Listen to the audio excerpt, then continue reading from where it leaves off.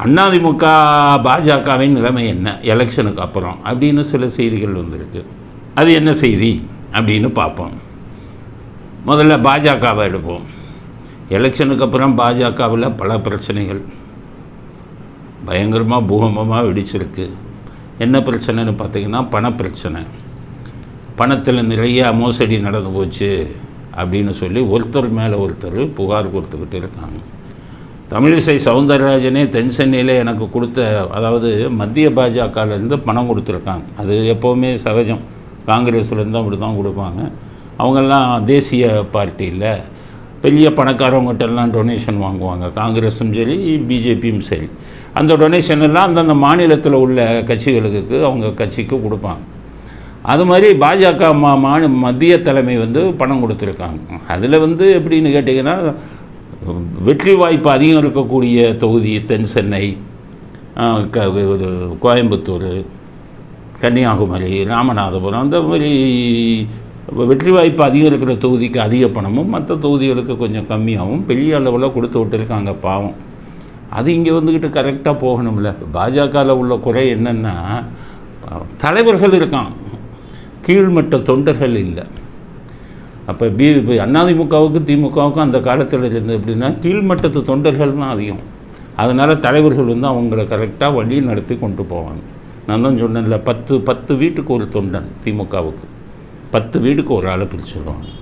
அதிமுகலையும் அப்படி தான் வச்சுருந்தாங்க. அதனால் பணம் இதெல்லாம் சரியாக போயிடுச்சு. எம்ஜிஆர் இருக்கும்போதெல்லாம் அந்த பூத்தில் இருக்கிறவங்களுக்கு சாப்பாடுக்கே பணம் கொடுக்க மாட்டாங்க. அவன் சொந்த காசை போட்டு செலவு பண்ணி உட்காந்துருவான். காரணம், தலைமை மேலே உள்ள ஒரு பற்று, தலைமை மேலே உள்ள ஒரு நம்பிக்கை. இப்போ என்ன ஆகுது, இப்போ திமுகவுக்கு ஒரு பூத்துக்கு 10,000 ரூபா, 2 நாள், அந்த முதல் நாள் 2 நாள் 2 பேர் வருவாங்க. 10,000 ரூபா, ஒரு ஆளுக்கு 5,000 ரூபா, ஒரு பூத்துக்கு 1,00,000 ரூபா செலவுக்கு. கரெக்டாக அது எப்படி போய் சேரணுமோ அதை கரெக்டாக அவங்க பண்ணி அந்த பூத்து ஏஜென்ட்டு கைக்கே பணம் போயிடும். இதில் கோட்டை விட்டாங்க பாஜக. அதனால் பூத்தில் இருக்கிற தலைமை கொடுத்த பணம் நிறைய பேர் கீழ் மட்டத்தில் போய் சேரலை. ஒருத்தரோட ஒருத்தர் சண்டை போட்டுக்கிட்டாங்க. மத்திய சென்னையில் 2 லோக்கல் தலைவர்கள் போலீஸில் போய் கம்ப்ளைண்ட்டு, இவங்க பணத்தை இவங்க இது பண்ணிட்டாங்க அப்படிங்கிறதெல்லாம். இப்படி பண விஷயத்தில் பெரிய சண்டை நடந்து கொண்டு இருக்கிறது பாஜகவில். திமுகவெல்லாம் எதிர்க்கணும்னா நீங்கள் எல்லாம் மாஸ்டர் பிளான் போடணும். இந்த மாதிரி சண்டை போட்டுக்கிட்டு இருந்தீங்கன்னா என்ன அர்த்தம்? அதனால் பாஜக தலைவங்களுக்கு தலைமைக்கு சொல்கிறேன், பாஜகவை ஒழுங்காக வச்சுருங்க. வருங்காலத்து வளர்ச்சிக்கு இது சரியாக இருக்காது. பண விஷயத்தில் இந்த அளவுக்கு ஒருத்தர் மேலே. அதில் வேடிக்கை என்னென்னா, பாஜக ஐடி டீமில் அவங்க கட்சிக்காரவங்களை தாக்கியே இது போட ஆரம்பிச்சிட்டாங்க. அது வேறு நடந்துக்கிட்டு இருக்குது.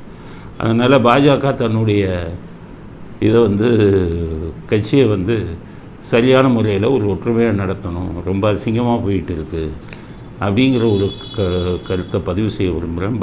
பாஜகக்காரங்க கோச்சுக்கிறக்கூடாது. உங்கள் நல்லதுக்கு தான் சொல்கிறேன். உங்கள் கட்சியை ஒழுங்காக வச்சுக்கோங்க. கட்சியை சரியாக நடத்தலை. பல தலைவர்கள் இருக்காங்க. ஒரு தலைவரும் இன்னொரு தலைவரும் சண்டை போட்டுக்கிட்டு இருக்காங்க.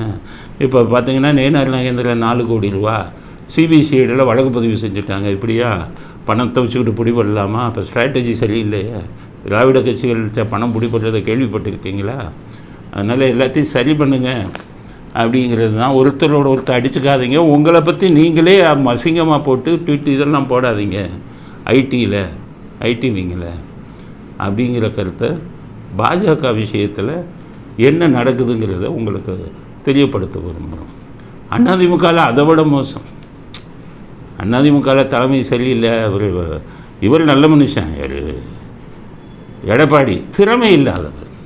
இவர்கிட்டையும் அதே தான். ஓபிஎஸும் திறமை இல்லாதவர், ரொம்ப நல்ல மனுஷன். இவரை விட அவர் நல்ல மனுஷன், இபிஎஸோட நல்ல மனுஷன், ஆனால் திறமை இல்லாதவர். அதனால தான் இவர் அதிமுகவுக்கு தலைமை தாங்கக்கூடாதுன்னு ஆரம்பத்தில் சொன்னேன். இபிஎஸ்க்கு சப்போர்ட் பண்ணதுக்கு காரணம். ஆனால் இபிஎஸ் போகிற போக்க பார்த்தீங்கன்னா ரொம்ப மோசமாக போயிட்டுருக்கு. என்னென்னா, ஏற்கனவே சொன்னேன், இந்த சவுக்கு சங்கர்னு எங்கள் இப்போ டிபார்ட்மெண்ட்லேருந்து டிஸ்மிஸ் ஆகி வந்தாள். அவர் மேலே அங்கேயே பல குற்றச்சாட்டு, பல மோசடி, இதெல்லாம் இப்போ பார்த்தீங்கன்னா மீடியாவுக்கு வந்தாச்சு. இவருக்கு போய் காவடி தூக்குறாங்க இந்த அத்தனை அதிமுககாரங்களும். அப்போவே சொல்லிட்டேன், 2014 அவர் பேட்டி ஒன்று வச்சுருக்கோம், போட்டு ஒரு தடவை போடணும். 2014 ஜெயலலிதா கைது செய்ய போது அளவற்ற மட்டற்ற மகிழ்ச்சி அடைந்தவன் நான் தான்னு சொன்னார். எடப்பாடியும் அந்த வேலுமணியும் முன்னாள் அமைச்சர் ஜெயக்குமார் காவடி தூக்குறாங்க. ஒரு தொகுதியில் முன்னாள் அமைச்சருடைய பையன் நிற்கிறார். அவருக்கு போய் சவுக்கு சங்கர் இதில் என் பையனை பேட்டி எடுங்கன்னு சொல்லி 5 லட்சம் ரூபா கொடுத்துருக்காங்க. நாம் தமிழர் கட்சியுடைய இதில் வந்திருக்கு. சாட்டை துரைமுருகன்னு ஒரு சகோதரர் போட்டிருக்காரு. அது சரியாக தான், நான் கரெக்டாக பார்த்தேன், அது சரியாக தான் போட்டிருக்காரு. அவர் 5 லட்சம் ரூபா கொடுத்து பேட்டி எடுக்க வச்சுருக்காங்க. அவர் நாக்கப்படுங்கிற மாதிரி கேட்டார் சாட்டை துரைமுருகன். அந்த அளவுக்கு அதிமுகவுன்னா ஒரு ஒரு மோசமான ஒரு பேக்ரவுண்டு இருக்கிற ஆளுங்க, டிஸ்மிஸ் பண்ணி வந்த ஆளுங்க, அவங்ககிட்ட போய் காலில் விழுந்துக்கிட்டு இருக்காங்க. ரொம்ப கேவலம். அந்த வேலுமணி இவங்கெல்லாம் போய் அவர், அதுவும் முன்னாள் அமைச்சர் ஜெயக்குமார்னு சொல்கிறார், சவுக்கு சங்கர் தான் திமுகவோட இதெல்லாம் வெளியில் கொண்டு வர்றாராம். ஏன் நீங்கள் போய் அங்கே கொண்டு வரல? நீங்கள் தானே எதிர்க்கட்சி. சவுக்கு சங்கர் கொண்டு வர்றாருன்னு பெருமையாக சொன்னால் உங்களுக்கு கேவலம் இல்லையா? நீங்கள் இல்லை திமுக அதை வெளியில் கொண்டு வரணும். ஜெயலலிதான்னு காலில் விழுந்தீங்களே. ஜெயக்குமார் அவங்களுக்கு தான் கேட்குறேன், எனக்கு நெருங்கிய நண்பர் அவர், இருந்தாலும் வருத்தத்தோடு பதிவு செய்கிறேன். எப்படி காலில் விழுவீங்க? அவங்களுக்கு எவ்வளோ பயப்படுவீங்க? அந்த அம்மா கைது செய்தனால தான் எனக்கு மகிழ்ச்சியான நாள்னு சொல்கிற ஒருத்தர் பின்னாடி போனால் ஜெயலலிதா ஆத்மா உங்களை மன்னிக்குமா? முதல்ல ஜெயக்குமாரை இவங்களுக்கும் அதை தான் சொல்கிறேன், வேலுமணி மற்றவங்களுக்கும். இப்படி திறமை இல்லாமல் ஒன்றுமே தெரியாமல் கண்டவங்க காலிலெல்லாம் விழுந்துக்கிட்டு அதிமுகவை கேவலப்படுத்திக்கிட்டு இருக்கீங்களே. நிறைய பூத்தில் அதிமுக ஏஜென்ட்டுங்கள்லாம் 11 மணிக்கு மேலே மிஸ்ஸிங் ஆகிருக்காங்களே. அதை கவனிச்சிங்களா? ஏன்னு கேட்டிங்கன்னா, நீங்கள் போட்ட வேட்பாளர் சரியில்லை, அவர்களுக்காக வேலை செய்ய மாட்டோன்னு போயிட்டாங்களே. அதிமுக தொண்டனை விட்டு வெகு தூரமாக விலகி போகிறீங்களே. இது தேர்தலுக்கு அப்புறம் இருக்கிற செய்தியை பார்த்தா அதிமுகவே இபிஎஸ் சிதைத்து விடுவாரோ அப்படிங்கிற சந்தேகங்கள்லாம் எங்களை போன்றவர்களுக்கு வருகிறது. தமிழ்நாட்டில் பாஜகவும் அதிமுகவும் தான் முக்கிய எதிர்க்கட்சிகள். உங்கள் 2 பேரும் நிலைமை இப்படி போயிட்டு இருந்தால் திமுகங்கிற கொள்ளைக்காரனை இந்த நாட்டை விட்டு எப்போ விரட்டுறது அப்படிங்கிறது தான் மிகவும் வருத்தத்துக்குரிய செய்தி. எலெக்ஷனுக்கு அப்புறம் நடக்கும் விஷயம் எதுவுமே சரியில்லாத வகையில் இருக்குது அப்படிங்கிற கருத்து தான் முதல் கருத்தாக பதிவு செய்ய